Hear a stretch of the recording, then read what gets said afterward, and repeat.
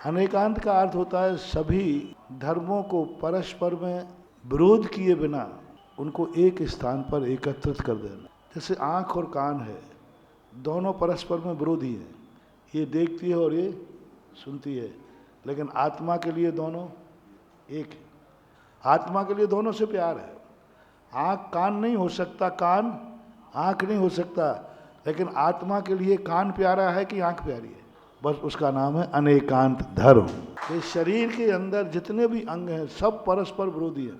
हाथ है अलग है, पैर अलग है, पेट अलग है, पीठ, सब कुछ अलग अलग है, सबके नेचर अलग अलग हैं, सबके कार्य अलग अलग हैं, लेकिन इन समस्त कार्यों के अलग अलग होने के बावजूद भी आत्मा इन सबको प्यार करती है, आत्मा सबको संरक्षण देती है, ये सब आत्मा के लिए जुड़े रहते हैं। इसका नाम है अनेकांत। अनेक धर्म जिसमें आकर समाहित हो जाएं, अनेक धर्म जिसके आकर के सपोर्ट करें, वह अनेकांत है।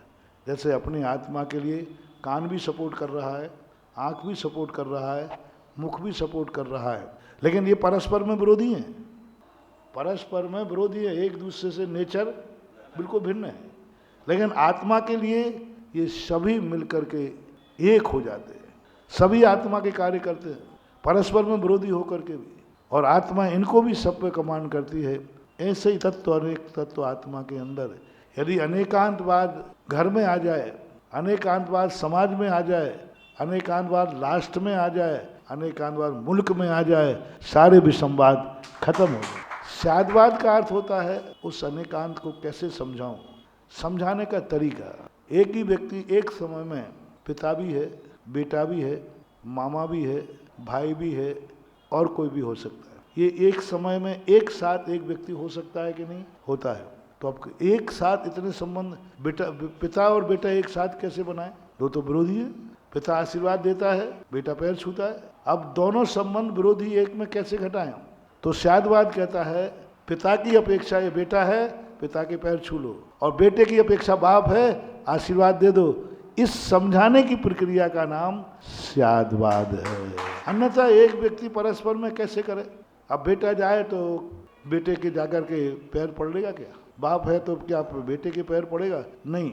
ये व्यवस्थाएं बनाना, दो परस्पर संबंध होने के बावजूद भी, दो परस्पर विरोधी होने के बाद भी उन दोनों के साथ सापेक्ष संबंध बनाने के लिए स्यादवाद शब्द का प्रयोग किया जाता है।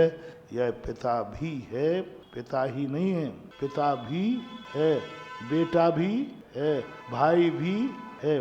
तो भी शब्द जब लग जाता है तो सारे विवाद खत्म हो जाते हैं। इसलिए जैन दर्शन ने इस सृष्टि को अनेकांत रूप में देखा और अनेकांत रूप की व्यवस्था बनाने के लिए स्यादवाद का आलम्बन लिया। ये मूल